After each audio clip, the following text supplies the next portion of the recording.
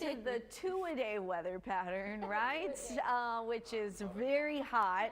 So kids have to make sure you're starting to get acclimated to the heat a little bit now, right? So spend a little bit more time outside in the heat every day leading up to practice. So then when you get to practice, it's not as hard. Also try to limit most of your exercising to early in the morning or late into the afternoon, late into the evening rather. It is going to be hot and humid all week, so in order to avoid looking like this, you've got to stay hydrated, find some shade as well.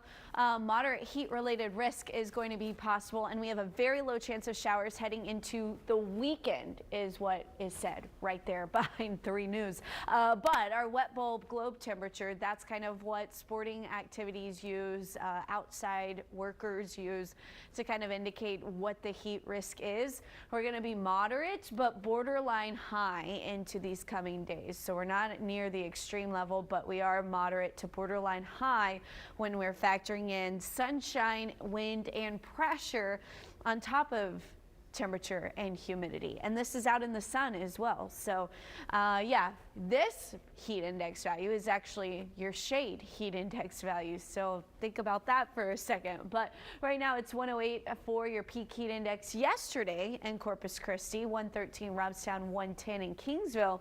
As we look ahead to today, we're going to be very similar to that. I think we easily get to 108 in Corpus Christi, your air temperature around 95 degrees there at 2 p.m. with lots of sunshine. Robstown and Kingsville, you're going to be similar as well. We could get up to 113, but 110 to 111 is very easy for that part of the coastal bend. High temperatures and heat index values are only getting hotter through Thursday. There is a chance we cool down a little bit as we head into the weekend.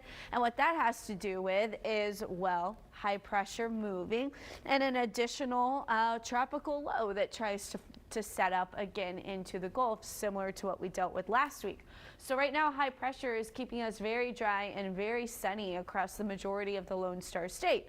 But we are watching this little area, a tropical low that comes in on the backside of that high.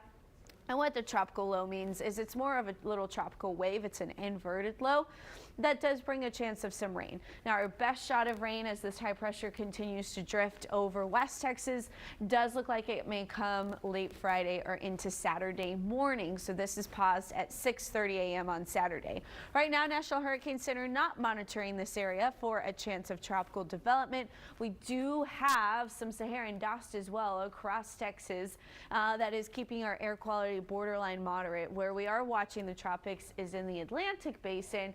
There is an area with a low chance of development. Right now it has a chance of developing, but as it gets closer to the Caribbean and the Caribbean Sea, there's going to be a little bit more wind shear that will likely impact that system in a negative way, meaning it will weaken or may not be able to develop.